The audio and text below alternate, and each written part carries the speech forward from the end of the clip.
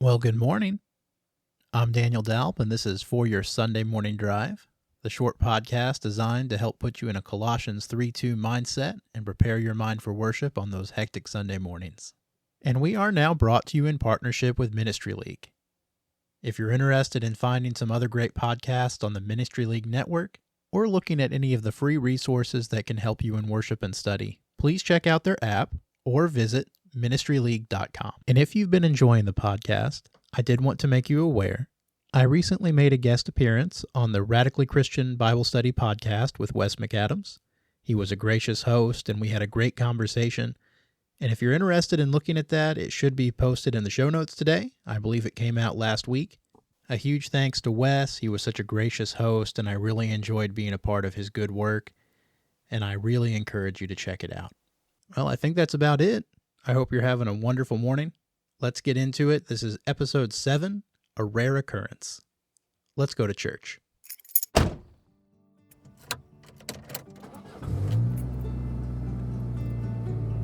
Are we there yet?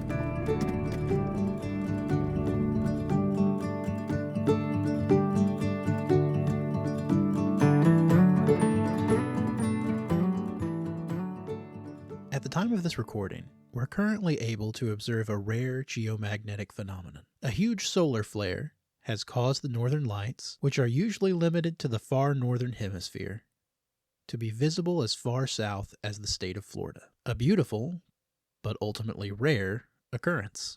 And if you've been checking Facebook or Instagram or whatever social media platform you ascribe to, I'm sure it's been flooded with astoundingly beautiful pictures of lights in the sky. And all of this got me to thinking, specifically about light and how it's used in Scripture.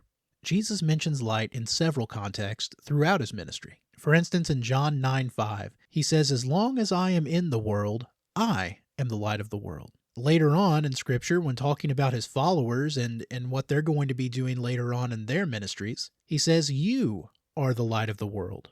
A city set on a hill cannot be hidden." And we also see Jesus reference light when speaking to Saul before sending him to the Gentiles. And here he gives the future Paul his purpose.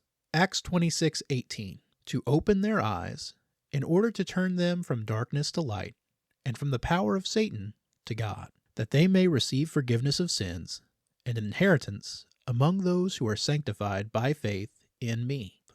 And I believe that there is something we can all certainly take away from the Scripture's use and discussion on light. The light that we are to shine in this world, it's beautiful.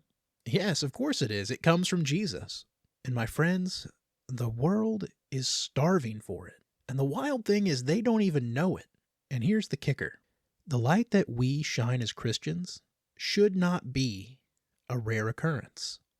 It shouldn't be something that whenever we are out in the world and we're living like Jesus and we're showing people the love of God, it shouldn't be shocking because we are his people. If anything, it should be shocking because it is so commonplace in our lives that we've made it a habit, that we've made it part of our everyday existence, living for the Master. And if we're honest with ourselves, and if I'm honest with myself, we can do better in our consistency, in our humility, and with the seriousness with which we take the command in Matthew 5:16. Let your light so shine before men, that they may see your good works and glorify your Father in heaven. It's not about us. It's about him. Friends, let's take our charge seriously. The world is in utter darkness. Let's shine the light of Christ, not occasionally, but on every occasion. Because when we do that, it's a beautiful thing.